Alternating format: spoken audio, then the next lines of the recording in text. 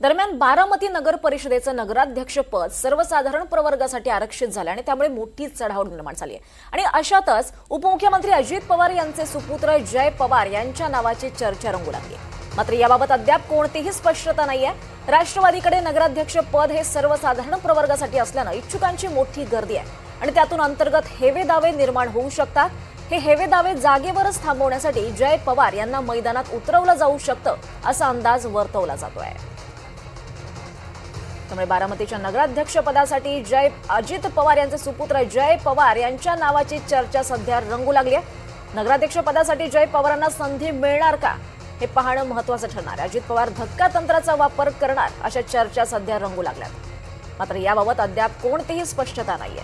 अधिक माहिती घेऊयात आमचे प्रतिनिधी देविदास राखुंडे यांच्याकडून। देविदास, नगराध्यक्षपदासाठी जय पवार यांच्या नावाची चर्चा रंगू लागली आहे, काय या संदर्भात माहिती कळते आपल्याला?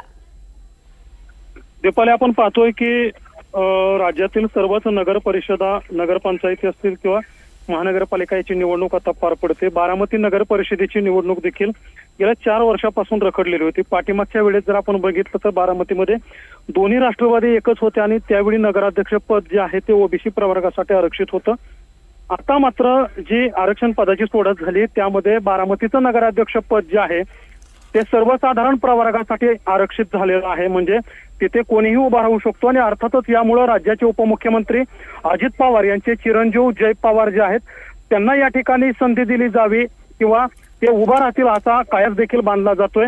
कारण अजित पवार आणि त्यांच्या पत्नी खासदार सुनेत्रा पवार यांचं मतदान आपण बघितलं तर ते मतदान काठेवाडीमध्ये आहे, मात्र जय पवार यांचं मतदान जे आहे ते बारामतीमध्ये आहे। आणि त्यामुळे कुठंतरी या चर्चा सुरू झाली की सर्वसाधारण प्रवर्गासाठी हे आरक्षण असल्यामुळं अजित पवार ज्या पद्धतीनं बारामतीमधील माळेगाव सहकारी साखर कारखान्याला स्वतःच अजित पवारांनी जाहीर केलं की मी चेअरमन पदाचा दावेदार असेल आणि सर्व सूत्र आपल्या हाती घेतली, त्याच पद्धतीचा कमांड बारामती शहरावरती ठेवण्यासाठी ही रणनीती अजित पवार या ठिकाणी राबवू शकतात किंवा ते अंमलात आणू शकतात असा देखील याला अंदाज वर्तवला जातो। अर्थात यावरती कोणीही स्पष्टीकरण दिलेलं नाही किंवा तसे घोषणाही झालेली नाही, मात्र केवळ या चर्चा आहेत। पण आपण तसा अंदाज लावू शकतो की ही खेळी देखील बारामतीमध्ये होऊ शकते। दीपाली, निश्चितच देविदास, धन्यवाद या सविस्तर माहितीसाठी।